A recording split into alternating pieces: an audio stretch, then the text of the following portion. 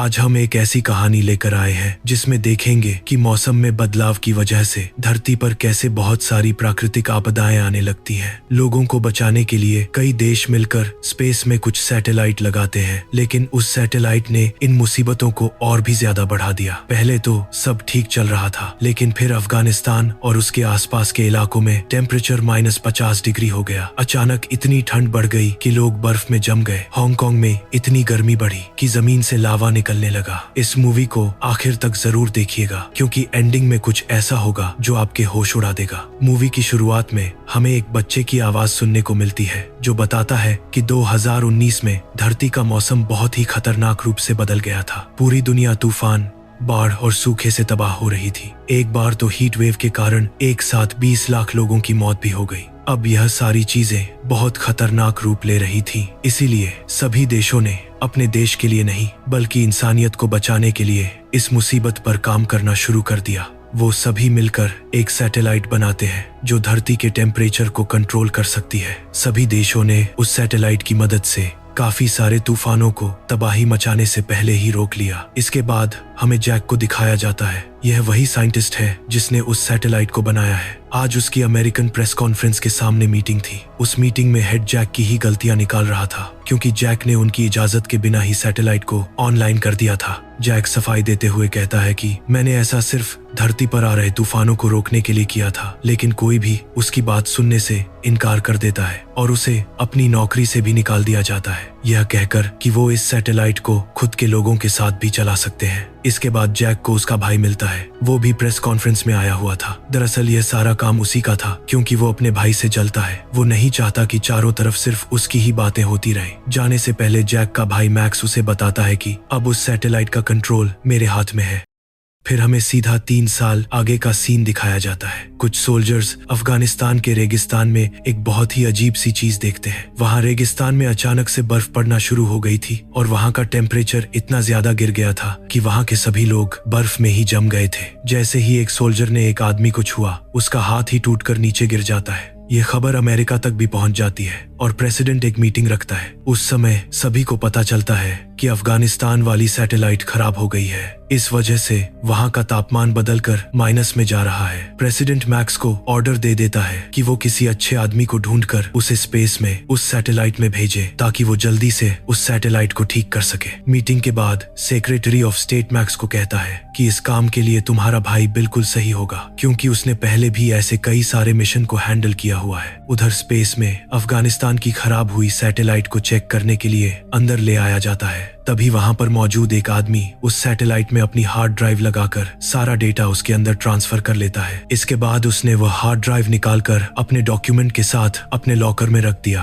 पर जैसे ही वह वहां से दूसरे चैम्बर से गुजरने लगा, वहां के दरवाजे अपने आप लॉक हो जाते हैं और स्पेस वाले दरवाजे खुलने की वजह से वह साइंटिस्ट मर जाता है। दूसरी तरफ मैक्स भी अपने भाई के पास चला गया। वो उसे बताता है कि सैटेलाइट, जिसका नाम डच बॉय है, उसके अंदर खराबी आ गई है, इसलिए तुम्हें हमारी मदद करनी होगी। लेकिन जैक मदद करने से इनकार कर देता है। लेकिन जब मैक्स ने बताया कि सैटेलाइट खराब होने की वजह से अफगानिस्तान में बहुत सारे लोग मर गए हैं, तब जैक मदद के लिए हाँ कर देता है। हांगकांग में हमें चेंग को दिखाया जाता है। इस समय तक हांगकांग में बहुत ज्यादा तापमान बढ़ गया है। चेंग स्टोर से पानी और अंडे लेने के लिए आया था। जैसे ही वह सामान खरीदकर अपनी गाड़ी में रखने के लिए गया, कुछ अंडे उसके हाथ से नीचे गिर जाते हैं। चेंग देखता है कि वहां का तापमान इतना बढ़ गया था कि उन अंडों का ऑमलेट ही बन गया था। तभी उसके सामने धरती फटने लगती है और बहुत ही ज्यादा मात्रा में लावा निकलने लगता है। चेंग जल्दी से अपनी गाड़ी में बैठकर कैसे ना कैसे करके वहां से निकल जाता है। शहर से थोड़ा दूर जाने के बाद वो अपनी गाड़ी रोक लेता है। उसने पीछे मुड़कर देखा तो पूरा शहर उबलते हुए लावा में डूब गया था। दूसरे सीन में हमें जैक को दिखाया जाता है। उसकी बेटी उसे स्पेस में जाने से मना कर रही थी, क्योंकि उसे डर था कि कहीं उसके डैड को स्पेस में कुछ हो ना जाए। जाते समय वो जैक को कहती है कि आपको वापस जरूर आना है। जैक भी अपनी बेटी को वादा करता है कि वो वापस जरूर आएगा। इसके बाद जैक नासा हेडक्वार्टर की ओर निकल जाता है। वहां पर जाकर वह देखता है कि बहुत सारे रॉकेट भी स्पेस में जा रहे थे। जैक भी उनमें से एक रॉकेट में जाकर बैठ जाता है। कुछ ही देर बाद वो रॉकेट लॉन्च हो जाता है। जैक का रॉकेट थोड़ी ही देर बाद सैटेलाइट के अंदर पहुंच जाता है। वहां पर जैक एक जर्मन साइंटिस्ट से मिलता है जो उस पूरे शिप को हैंडल करती है। जैक अंदर जाते ही सैटेलाइट में से आ रही आवाजों को सुनकर जर्मन साइंटिस्ट को कहता है कि सारी सैटेलाइट में खराबी है, हमें जल्दी से इसे ठीक करना होगा। इसके बाद वो वहाँ पर मौजूद बाकी के क्रू से भी मिलता है जो अपने अपने काम में स्पेशलिस्ट है। रात में जैक के भाई मैक्स के पास एक फोन आता है। दरअसल फोन पर हांगकांग से चेंग बोल रहा था। वो मैक्स को बताता है कि हांगकांग में पाइप फटने की वजह से इतनी ज्यादा गर्मी नहीं बढ़ी थी, बल्कि मुझे तो लगता है कि डच बॉय के खराब होने की वजह से यहाँ का टेम्परेचर बढ़ा है। मैंने कई बार हांगकांग सैटेलाइट से डच बॉय को कांटेक्ट करने की कोशिश भी की है, लेकिन बार बार सिस्टम फेलियर आ रहा है। मुझे तो लग रहा है कि यह सारा काम तुम्हारी कंपनी के लोग ही कर रहे हैं, वो ही इस दुनिया को तबाह करना चाहते हैं। थोड़ी ही देर बाद जहाँ पर चेंग बैठा था वहाँ पर कुछ लोग आ जाते हैं, पर उनके अंदर आने से पहले ही चेंग एक दूसरे कमरे में छुप जाता है। अगले दिन मैक्स अपने ऑफिस की लड़की के पास अपनी हार्ड ड्राइव लेकर आता है। जब उस लड़की ने उस हार्ड ड्राइव की मदद से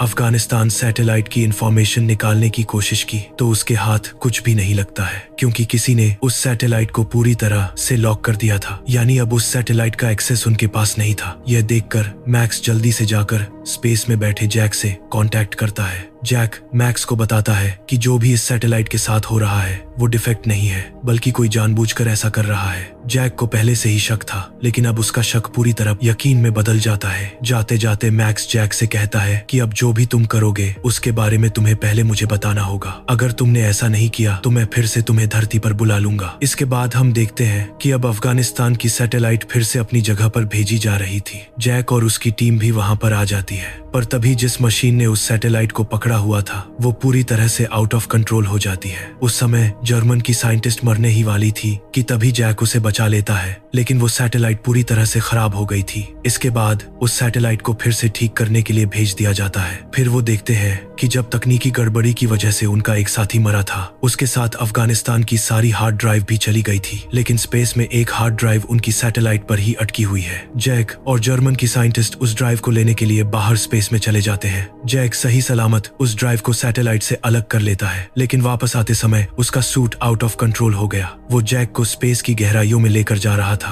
पर सैटेलाइट के आखिरी छोर पर आने के बाद वो एक वायर को पकड़ लेता है, जिस वजह से उसकी जान बच जाती है। वापस सैटेलाइट में आने के बाद जैक जर्मन की साइंटिस्ट को दिखाता है कि उसने उस डिवाइस में लगी हार्ड ड्राइव को निकाल लिया था। तभी वहां पर बाकी के लोग भी आ जाते हैं, लेकिन जैक उन्हें हार्ड ड्राइव के बारे में कुछ भी नहीं बताता है। वो जर्मन की साइंटिस्ट से कहता है कि यहाँ पर किसी ने मेरी जान लेने की कोशिश की थी ताकि हमें हार्ड ड्राइव से उनकी सच्चाई ना पता चल जाए। उस हार्ड ड्राइव से उन्हें पता चलता है कि किसी ने जानबूझकर अफगानिस्तान की सैटेलाइट के कोड चेंज कर दिए थे। धरती पर मैक्स चेंग से मिलने के लिए एक जगह पर इंतजार कर रहा था। थोड़ी ही देर बाद चेंग वहाँ पर आ जाता है, लेकिन जैसे ही वह रोड क्रॉस करने लगा, एक आदमी उसे तेज रफ्तार में आ रही गाड़ी के आगे धक्का दे देता है। मरने से पहले चेंग जूस का नाम लेता है और उसके बाद उसकी मौत हो जाती है। इसके बाद मैक्स फिर से जैक को कांटेक्ट करता है। जैक उसके साथ अपनी कोड लैंग्वेज में बात करता है। मैक्स भी समझ गया था कि जैक उसे कहना चाहता है कि कोई सरकार में गद्दार है जो सारी दुनिया को तबाह करना चाहता है। यह बात पता लगने के बाद मैक्स फिर से अपनी दोस्त के पास जाता है। वो उससे जूस की फाइल को देखने के लिए कहता है। उसकी दोस्त देखती है कि उन फाइल्स को ओपन करने के लिए उन्हें लॉगिन आईडी चाहिए, इसीलिए मैक्स अपनी गर्लफ्रेंड के पास लॉगिन आईडी पूछने के लिए चला जाता है। पहले तो वह कुछ बताने से इनकार करती है, पर मैक्स के बार बार कहने पर वो लॉगिन आईडी बताने के लिए मान जाती है। स्पेस में जैक और जर्मन साइंटिस्ट उस दिन की सीसीटीवी फुटेज देखते हैं, जिसके अंदर वो साइंटिस्ट उस दिन कुछ इन्फॉर्मेशन अपनी हार्ड ड्राइव में डाल लेता है। यह देखकर जैक समझ जाता है कि जरूर इस साइंटिस्ट को इस राज के बारे में पता चल गया था, इसलिए उन्होंने साइंटिस्ट को मरवा दिया। तभी वो देखते हैं कि साइंटिस्ट उस ड्राइव को लेकर लॉकर रूम में चला गया है। जैक भी जल्दी से वहां पर चला जाता है, पर तभी पीछे से एक सिक्योरिटी ऑफिसर आकर उस पर गन तान देता है, पर यह ऑफिसर उन लोगों के साथ नहीं मिला हुआ था। साथ ही वो जैक को उस साइंटिस्ट की कुछ फाइल्स भी दिखाता है, जिसके अंदर वो ड्राइव भी थी। जब जैक और जर्मन साइंटिस्ट ने उस ड्राइव को देखा तो उन्हें पता चलता है कि किसी ने पूरी सैटेलाइट में वायरस डाल दिया है। इसके बाद मैक्स जैक से फिर से कांटेक्ट करता है। वो जैक को बताता है कि कोई तो है जो सारी सैटेलाइट को खराब करके इस दुनिया को तबाह करना चाहता है। दूसरी तरफ से जैक भी अपने भाई को बताता है कि कोई हमारे सिस्टम में वायरस डालकर उसे कंट्रोल कर रहा है। वो आगे बताता है कि यह सिर्फ प्रेसिडेंट ही कर सकता है, क्योंकि उसी के पास सिस्टम बैकडोर का कोड है जिससे वो यह सब कंट्रोल कर सकता है। मैक्स को इस बात पर बिल्कुल भी विश्वास नहीं होता। वो जैक को कहता है कि आखिर प्रेसिडेंट ऐसा क्यों कर रहा है। जाने से पहले जैक मैक्स को कहता है कि अगर हमें सब कुछ ठीक करना है तो हमें सिस्टम बैकडोर का कोड चाहिए, तुम्हें वो कैसे ना कैसे करके चुराना ही होगा। यह सुनकर मैक्स सीधा अपनी गर्लफ्रेंड की मदद लेने के लिए चला जाता है ताकि वह दोनों मिलकर उस कोड को चोरी कर सके। उसकी गर्लफ्रेंड भी मदद के लिए हाँ कर देती है। ऊपर जैक देखता है कि 200 से भी ज्यादा सैटेलाइट खराब हो गई है। उसकी वजह से धरती के अलग अलग जगह पर तूफान आने लगते हैं। थोड़ी देर बाद जिसका उन्हें डर था वही होता है। ब्राजील में जियोस्टॉर्म आ जाता है जिसमें वहां के सभी लोग जमकर मर जाते हैं। नीचे मैक्स ने सेक्रेटरी ऑफ स्टेट को सारी बातें बता दी। वो उसे अंदर ले जाता है पर उसकी बातों से मैक्स समझ जाता है कि सेक्रेटरी ऑफ स्टेट ही यह सब कुछ कर रहा है। प्रेसिडेंट का इसमें कोई भी हाथ नहीं है। सेक्रेटरी मैक्स को मारने की कोशिश करता है लेकिन मैक्स उससे बचकर वहां से निकल जाता है। ऊपर जैक को भी पता चल जाता है कि यह वायरस किस आदमी ने उसकी सैटेलाइट के अंदर डाला था। जैक उसे बहुत मारता है। वो आदमी जैक पर गोली चलाने लगता है पर वो गोली वहां के शीशे पर लगती है। वो शीशा टूटने ही वाला था लेकिन जैक मौका देखकर वहां से बाहर निकल जाता है और अंदर मौजूद आदमी स्पेस में जाकर मर जाता है।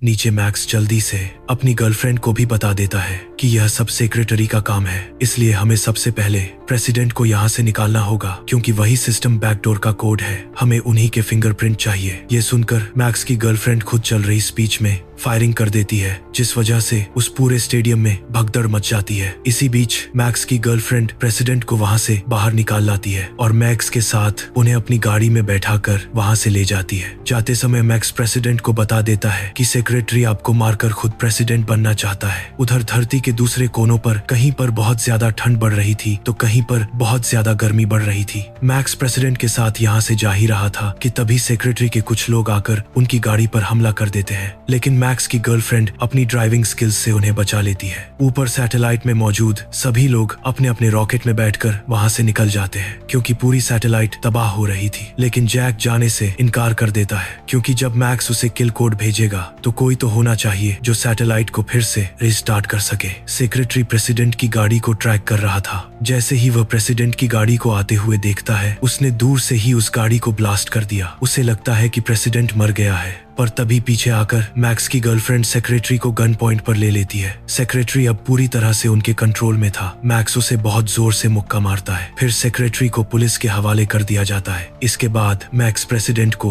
जल्दी से हेडक्वार्टर में ले जाता है जहां पर जैक भी उनसे कांटेक्ट कर लेता है। प्रेसिडेंट ने जल्दी सिस्टम बैकडोर को अपनी उंगलियों के फिंगरप्रिंट से एक्टिवेट कर दिया। अब क्योंकि जैक ने ऐसा सिस्टम बनाया था कि सैटेलाइट में गड़बड़ी होने के कारण कोई भी उसे तबाह होने से नहीं रोक सकता है, इसलिए मैक्स अपने भाई को आज आखिरी बार देख रहा था क्योंकि उसके पास वहां से निकलने के लिए कोई भी रास्ता नहीं था। नीचे डच बॉय सैटेलाइट की वजह से पूरी दुनिया तबाह हो रही थी। जैक भी जल्दी से शिप को रिबूट करने के लिए सिस्टम रूम की तरफ जाने लगता है लेकिन उसके आगे से सारी सैटेलाइट तबाह हो जाती है, इसलिए वो दूसरे रास्ते से आगे बढ़ने लगता है। सिस्टम रूम के बाहर आने के बाद जैक उसे खोलने की कोशिश करता है लेकिन उसे उसका लॉक नहीं पता था। तभी पीछे से जर्मन साइंटिस्ट भी वहां पर आ जाती है। वो भी जैक के साथ साथ यहीं पर रह गई थी। दोनों मिलकर सैटेलाइट को रिबूट कर देते हैं जिस वजह से सैटेलाइट कुछ समय के लिए ऑफ हो जाती है। नीचे धरती पर जो भी प्राकृतिक आपदाएं आ रही थीं, वो भी अब आना बंद हो जाती हैं। ऊपर जैसे ही सैटेलाइट फिर से ऑन हुई वो फिर से ब्लास्ट होने लगती है।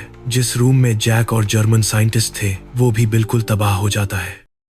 नीचे सभी लोगों को लग रहा था कि सैटेलाइट में जैक और जर्मन साइंटिस्ट दोनों मर गए हैं। तभी जैक दूर एक सैटेलाइट देखता है। वो जल्दी से जर्मन साइंटिस्ट को भी उसके अंदर ले जाता है और उस डच बॉय सैटेलाइट के पूरी तरह तबाह होने से पहले वहां से निकल जाते हैं। जल्दी से एक रॉकेट को भेजकर जैक और जर्मन साइंटिस्ट को बचा लेते हैं। इस बात से सभी बहुत ही ज्यादा खुश थे। थोड़ी ही देर बाद उनका रॉकेट भी सही सलामत धरती पर लैंड हो जाता है। अब जैक और मैक्स दोनों के बीच की दूरियां खत्म हो जाती हैं। इसके बाद हमें कुछ समय आगे का सीन दिखाया जाता है जहां पर जैक, मैक्स और उसकी बेटी तीनों एक साथ बैठकर फिशिंग कर रहे थे। तभी हमें पता चलता है कि जैक एक हफ्ते बाद फिर से स्पेस में जा रहा है। इस बार उन्होंने पहले से भी ज्यादा सेफ और पावरफुल सैटेलाइट बनाई है। इसी के साथ यह मूवी यहीं पर खत्म हो जाती है। ऐसे ही और भी मूवी एक्सप्लेनेशन वीडियोस देखने के लिए कमेंट में नेक्स्ट लिखना ना भूलें।